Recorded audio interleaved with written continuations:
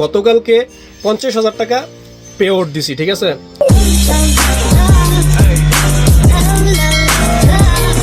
আসসালামু আলাইকুম ভিউয়ার্স, আশা করি সবাই ভালো আছেন। শুরুতে একটা কথা, কেউ ভিডিওটা এড়ায় যাবেন না, সবাই দেখবেন, আশা করি ভালো লাগবে। ইদানিং দেখতেছি যে আমি কিছু ভিডিও আপলোড করলে ফেসবুকে কিংবা টিকটকে, ইউটিউবে অনেকে বাজে কমেন্ট করে যে তেনা করবা কর। অবশেষ আমি কিরকম ভিডিও আপলোড করব আপনাদের ভালো লাগবে, ওইটা আপনারা কমেন্ট না করে আপনারা কমেন্ট করেন কি লাফাইতাছি এনতে নাগর বাগর। তা আপনাদের উদ্দেশ্যে ভাই কিছু কথা, ঠিক আছে। ভিডিও আমি আজকে থেকে করতেছি না, ভিডিও করতেছি 2017 সাল থেকে। 2017 সালে আমি সম্ভবত 9-এ ছিলাম। যখন আমি 9-এ ছিলাম তখন আমার এক বন্ধু ছিল লুৎফর রহমান, আপনারা সম্ভবত চিনেন লুৎফর রহমান ঈশা।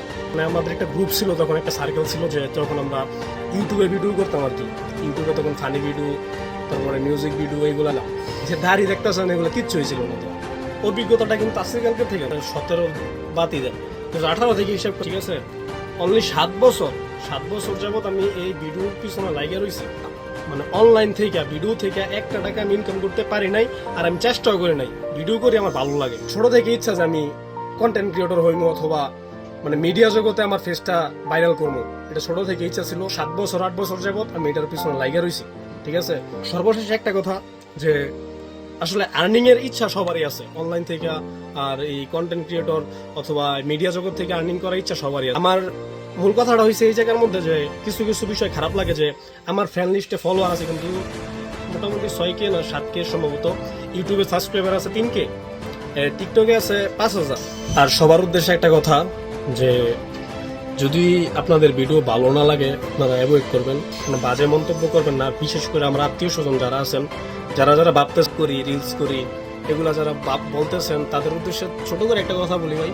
বিগত 7 বছর যাবতে কন্টেন্ট ক্রিয়েটর ইয়াতে লাইকে রয়েছি, টিকটকে কোন লাইকি যখন তো চলতো, ওই লাইকি থেকেই আমি এটার পিছনে লাইকে রয়েছি।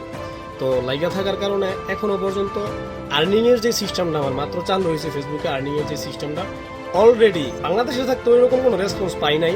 তবে সৌদি আরবে আসার পর থেকে এই পর্যন্ত আমি গতকালকে 50,000 টাকা পে আউট দিছি, ঠিক আছে। ফার্স্ট আর্নিং এই ফেসবুক থেকে, ঠিক আছে। এরকম কোনো ইচ্ছা নাই যে ফেসবুকে টাকা দিয়া আমি ওই যে চ্যাট অফ বিল্লালের মতো ফেসবুকে টাকা দিয়া অমুকের সাথে অহংকার দেখা। আমার ছোট একটা ইচ্ছা, জানেন কি, যদি আমার আর্নিং সিস্টেম থেকে আমি যদি বড় কোনো অ্যামাউন্ট আর্নিং করতে পারি, আমি এরকম না যে আমার এই ফেসবুক থেকে ইউটিউব থেকে আর্নিং করে আমার চলতে হইব, অথবা ফেসবুক থেকে ইউটিউব থেকে আর্নিং করে আমার সংসার চালাইতে হইব, আমার ফ্যামিলি চালাইতে হইব।